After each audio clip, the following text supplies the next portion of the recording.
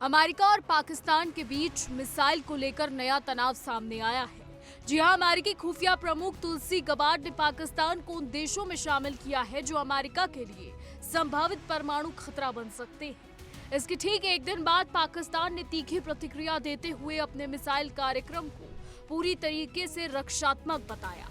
पाकिस्तान के विदेश कार्यालय के प्रवक्ता ने साफ कहा कि उनका मिसाइल प्रोग्राम सिर्फ अपनी संप्रभुता की रक्षा और दक्षिण एशिया में संतुलन बनाए रखने के लिए है।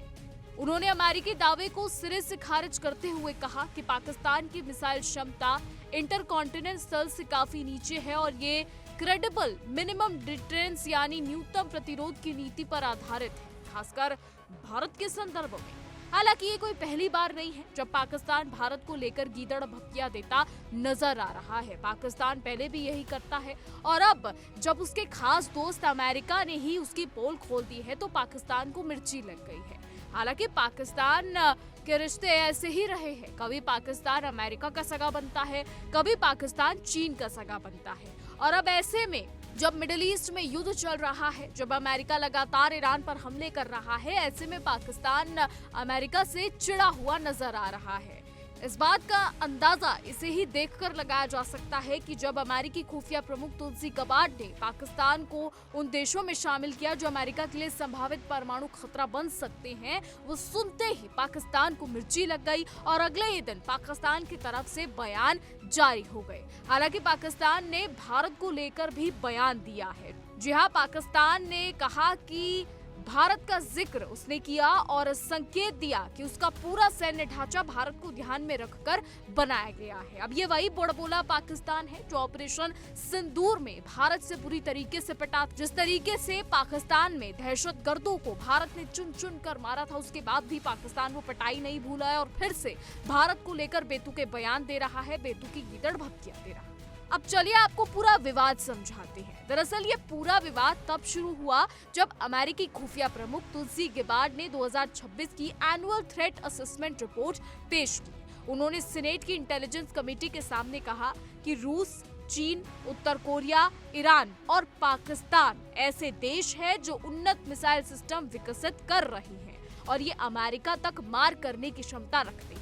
गबार्ड ने खास तौर पर पाकिस्तान को लेकर कहा कि वो लंबी दूरी की बैलिस्टिक मिसाइलों पर काम कर रहा है जो भविष्य में अमेरिका तक पहुंच सकती है। दरअसल पाकिस्तान की कट्टरपंथी सोच और उसके पास परमाणु बम होना एक डेडली कॉम्बिनेशन है। अमेरिका से खौफ खाता है और लगातार इसे लंबी दूरी की मिसाइलें विकसित करने से रोकता है।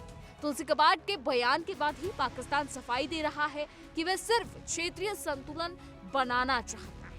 लेकिन अमेरिका को हर कोई जानता है। ईरान की बात करें तो ईरान भी इसी तरीके की मिसाइल बना रहा था, इसी तरीके से न्यूक्लियर प्रोग्राम को डेवलप कर रहा था और यही अमेरिका को सबसे ज्यादा खटक रही थी, क्योंकि ईरान रिपोर्ट्स ये दावा करती हैं, कई रिपोर्ट्स ये कहती हैं कि ईरान इस तरीके की मिसाइल बना रहा था, लंबी दूरी की मिसाइल बना रहा था। यानी अगर ईरान से मिसाइल दागी जाए तो वो सीधा अमेरिका में जाकर गिर सकती है। इतनी लंबी की दूरी कि मिसाइलें ईरान जो है वो बना रहा था। और अब इसी को लेकर तुलसी गबार्ड ने पाकिस्तान का भी नाम लिया है, चीन का भी नाम लिया है, नॉर्थ कोरिया का भी नाम लिया है और रूस का भी नाम लिया है। हालांकि ये वो देश हैं जो संपन्न है, लेकिन पाकिस्तान जैसा कंगाल देश, जिस देश की अर्थव्यवस्था इस वक्त निचले स्तर पर है, वो देश अगर इतनी बड़ी बड़ी बातें कर रहा है तो ये अपने आप में ही हंसी की बात है, ये अपने आप में ही मजाक की बात है कि पाकिस्तान की हुकूमत देश की कंगाली तो नहीं हटा पा रही है, लेकिन अमेरिकी बयान से चिढ़ बहुत जल्दी जा रही है। कभी पाकिस्तान अमेरिका का सगा होता है, कभी पाकिस्तान चीन का सगा होता है और हाल ही में पाकिस्तान रूस की तरफ बढ़ रहा है, क्योंकि मिडिल ईस्ट में जो गैस संकट है उसके बाद पाकिस्तान रूस की चौखट पर जा पहुंचा है। भीख मांगने गया हो, पैसे मांगने गया हो, ये तो आने वाला समय बताएगा, लेकिन इतना जरूर तय है कि पाकिस्तान अब रूस को गैस को लेकर जो है वो भीख मांगने गया है और इसके बाद वो शायद रूस से गैस की भीख लेकर ही लौटेगा। बहरहाल फिलहाल अब ये देखना होगा कि आगे क्या कुछ होता है और अमेरिका का तरफ से जो ये बयान सामने आया है ये कितना ज्यादा महत्वपूर्ण है, ये हर कोई जानता है और ये कितना जरूरी आने वाले समय में होगा, ये भी आने वाला समय बताएगा। फिलहाल हमारी आज की रिपोर्ट में बस इतना ही। क्या कुछ राय है आपकी, इस पर क्या कुछ सोचते हैं, कमेंट के जरिए जरूर बताइएगा। और ऐसी देश और दुनिया की तमाम बड़ी खबरें जानने के लिए देखते रहिए इंडिया डेली। देखिए इंडिया डेली 24/7 अब आपके स्मार्ट टीवी पर। इंडिया डेली मौजूद है सभी डिजिटल प्लेटफॉर्म पर लाइव और लगातार। इंडिया डेली 24/7 हर दिन राष्ट्र को समर्पित।